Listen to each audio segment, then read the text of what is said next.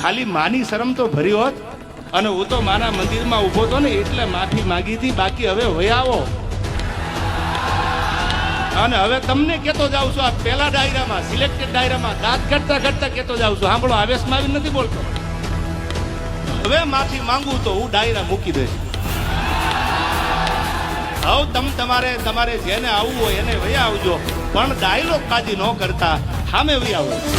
મોરે મોરો મારી ગયો તો મારું મરદના દીકરા છો.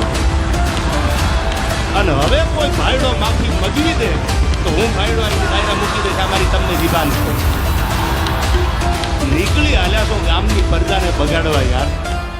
સારું શીખવાડો ને, સારી વાતો કરો ને. ભાઈ ચડાવવાનું શું કામ શીખવાડો છો? આવનારી પેઢી છે, ભારતનું ભવિષ્ય છે. આમાં કોઈ કલાકાર બનશે, આમાંથી કોઈ કથાકાર બનશે, આમાંથી કોઈ ડોક્ટર બનશે, આમાંથી કોઈ એન્જિનિયર બનશે, આમાંથી કોઈ મોટો માણસ બને, એવું શીખવાડો ને.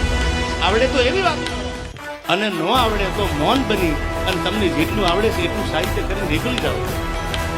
આ કોઈ લડી લેવા, કોઈ ડાયલોગબાજી કરવાનો આ પ્રોગ્રામ થોડો છે. આ પ્રોગ્રામ તો સનાતન ધર્મનો પ્રોગ્રામ છે. અને સાહેબ, મેં ક્યાંક માફી માગીએ છે ને, એ કોઈ ધર્મના થાંભલાની શરમ ભરી છે. મારી માફી મોટું દુનિયામાં મારા માટે કોઈ હોય નહીં, એટલે મેં માફી માંગી. હા, અમારી સિસ્ટમમાં નથી. હવે તમારી સિસ્ટમને કહી દીજો ભૈયા, તમારી સિસ્ટમમાં